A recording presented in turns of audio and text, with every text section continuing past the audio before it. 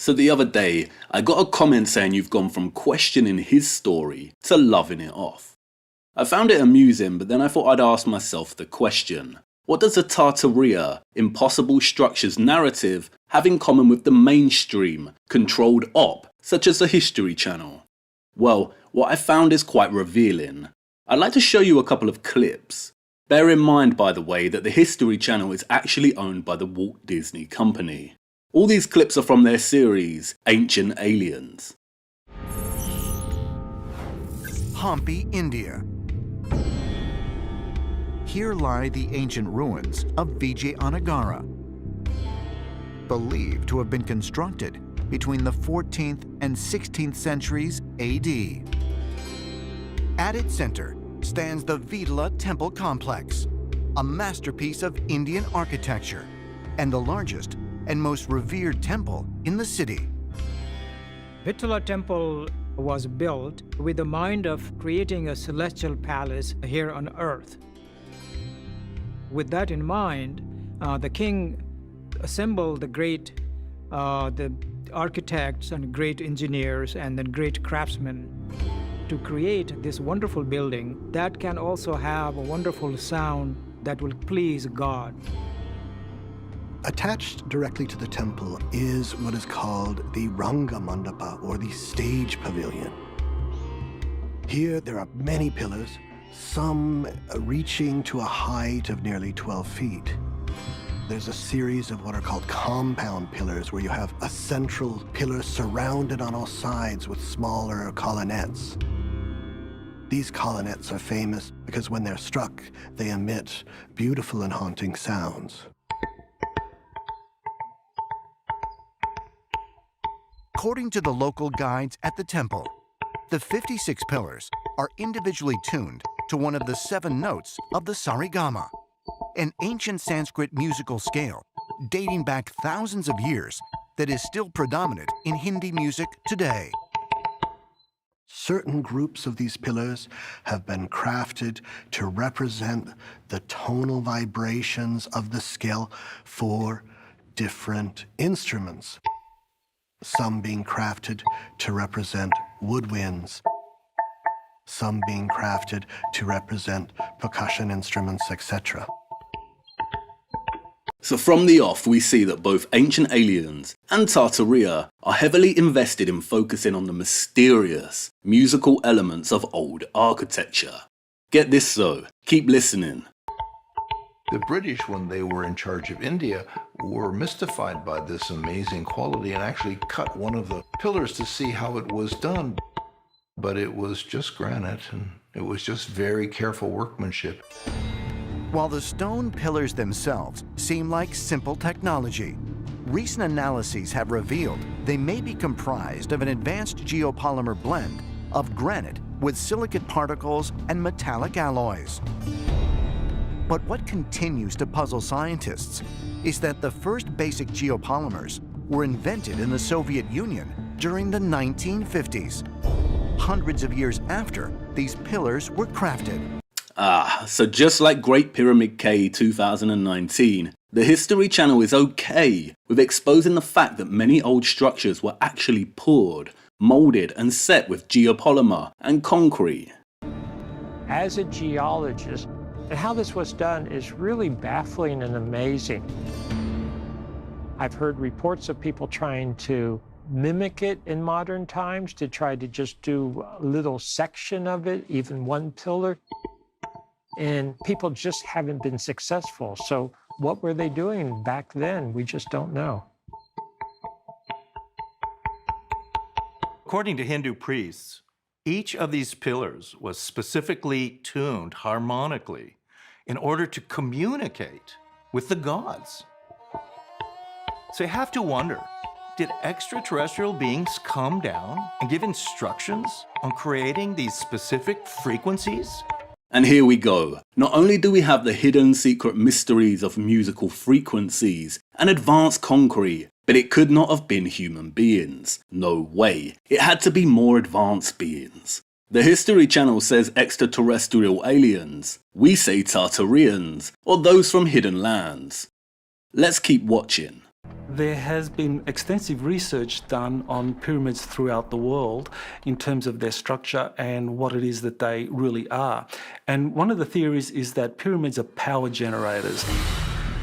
And so if you have these pyramids strategically placed around the world generating this charge, it's possible to create a general standing wave around the world that is basically a wireless transmission of energy.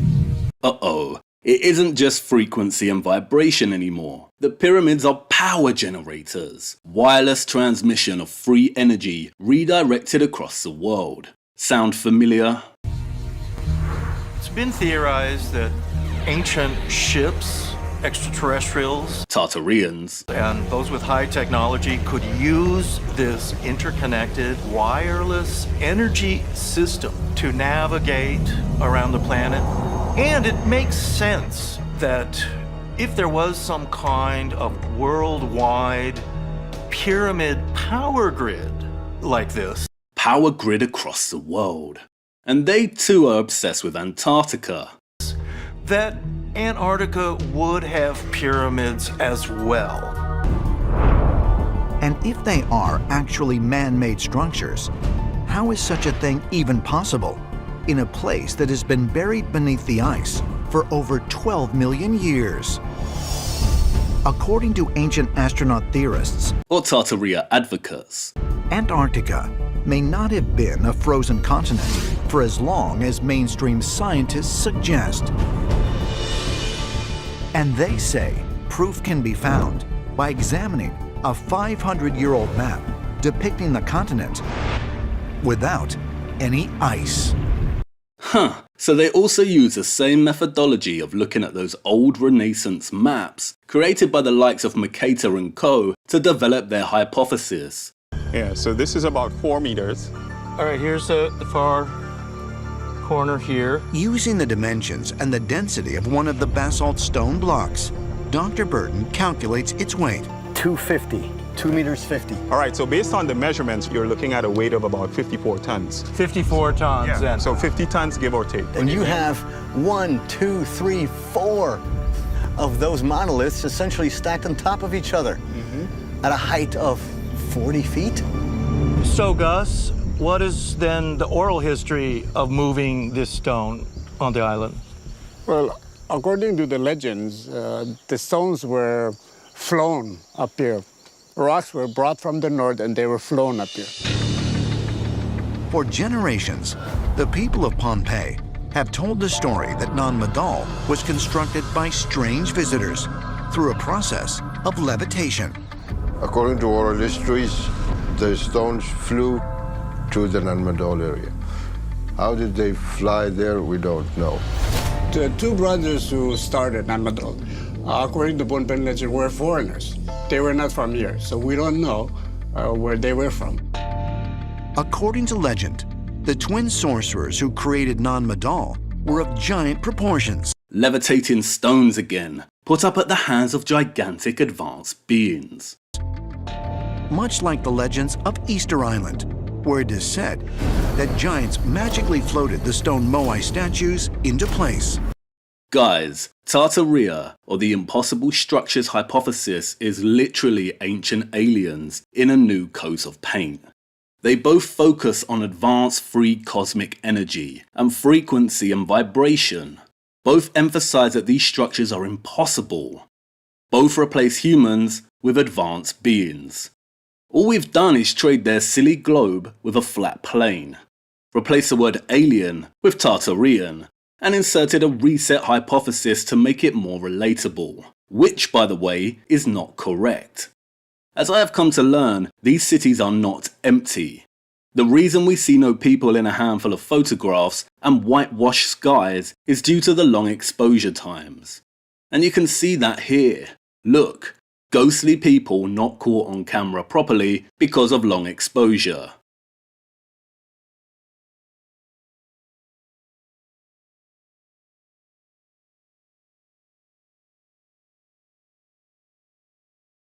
It's the same thing as in this recent photograph. I recommend checking out Static in the Attic or Wooden Nickels videos on this in the links in the description below.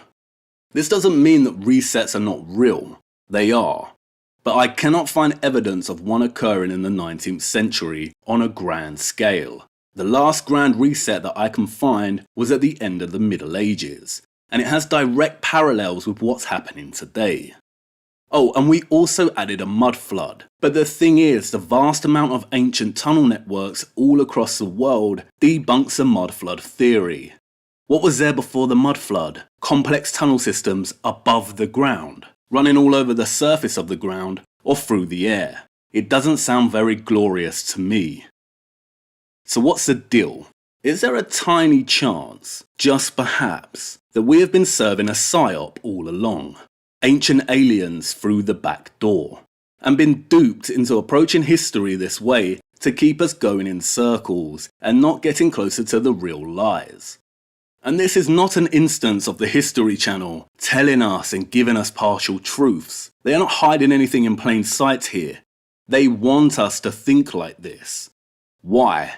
Because it 1. Keeps us going around in circles, distracted from getting to the bottom of things. 2. It severs humanity from its real history and replaces them with advanced transhuman beings. 3. Gets us all worshipping some kind of cosmic energy and helps groom people to perhaps accept not so innocent technology in the future. And 4. Serves as a complete bum steer in terms of these ancient structures being legitimate. Geopolymer here in their world means that those of the past were advanced. But it could also mean that a big chunk of our history was fabricated around 500 years ago using pseudo-stonemasonry architecture. That architecture is actually one of the weapons they've used to fabricate history. For me, this approach is not the one, guys, and this adds to the reasons why my thesis has changed. I want to look beyond this to see what they could be covering up. It's also another massive reason to not blend Flat Earth and this ancient aliens Tartarian approach together, because this makes it really easy to discredit this. I know I'll continue to get backlash on this, but maintaining strong opinions when there is weak evidence to support them, or when new counter-evidence is discovered, means you are not exercising critical thinking. I'm going with critical thinking over this one. Anyway, the next chapter of my series is a multi-part one, and it's on the heavier, more complex side of things, so I aim to release more little videos like this in the meantime to mix things up for myself and cover a broader range of topics. Have a good day.